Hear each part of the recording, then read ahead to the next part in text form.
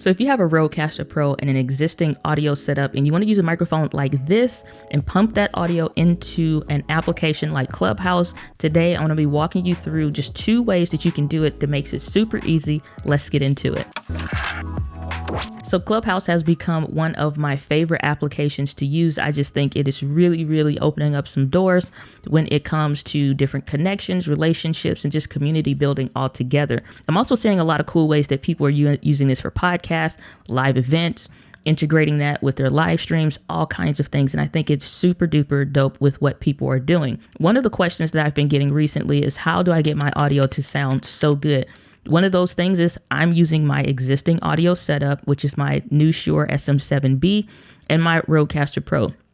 Do you need all of this? Absolutely not. There's way more simple ways to do that, which we'll get into in future videos. But if you're already in your office, you're already hooked up and set up and ready to go, and you kind of just want to hop in a room real quick, maybe you get pulled to the stage, it makes sense to use what you already have. So I want to dive through the Bluetooth and the wired connection of how to do this. The Bluetooth is the easiest. The wire takes a little bit of accessories, but not that big of a deal. Let's jump to Bluetooth.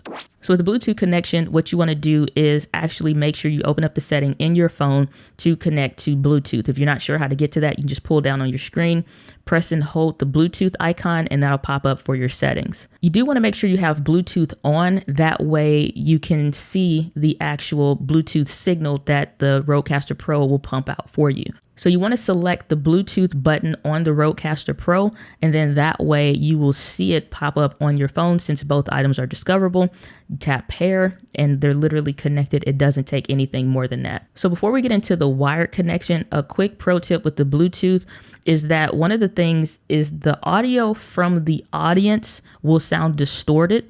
But the other thing is that you will still sound really good. So the way you actually are hearing yourself in your headphones on the Rodecaster Pro is how they will actually hear you. However, there's something in the transmission between the Bluetooth. It just sounds a little wonky, but that audio does sound a little distorted. So if you're doing a live podcast and they're also using their Pro setup, you want to probably do the wired connection. Let's go ahead and hop over to the setup for that. So the wired connection is going to require you to have 2 things, and one you probably already have, which is your iPhone headphone adapter that is literally going from like the Lightning to the 3.5 millimeter headphone jack.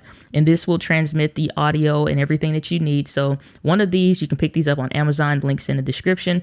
You can get one of those. The other one is that you need a true TRRS to TRRS cable, meaning it's the one with 3 black bands on the end. So you connect these up like you usually would for anything else, and then plug that into your phone, and you're good to go when it comes to the wired connection. But where you're placing this is in the back of the Rodecaster Pro into that 3.5 millimeter jack that has the actual smartphone symbol on it.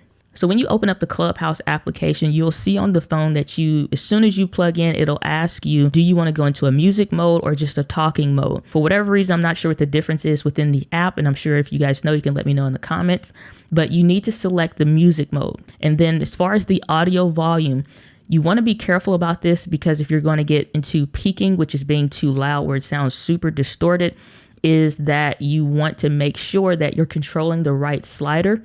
So if you're using Bluetooth, use the slider underneath there. And if you're using the smartphone, which is the wired connection, make sure you're using the slider for there. Otherwise, that's it. Let me know what questions you guys have in the comments down below, and I'll see you in the next video.